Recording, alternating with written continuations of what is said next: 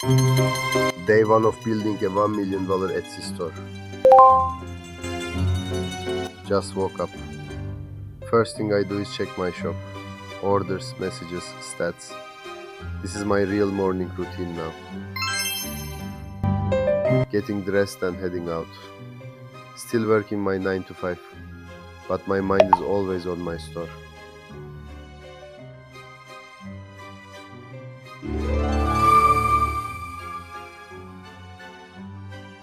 Long day at work, not gonna lie. I'm tired. But this is the part nobody sees. Back home, PC open, checking listings, fixing designs, trying to make the store better every single day. No crazy results yet, but consistency beats motivation. One day, this store is gonna make $1 million. And this video right here is where it all started. Day one.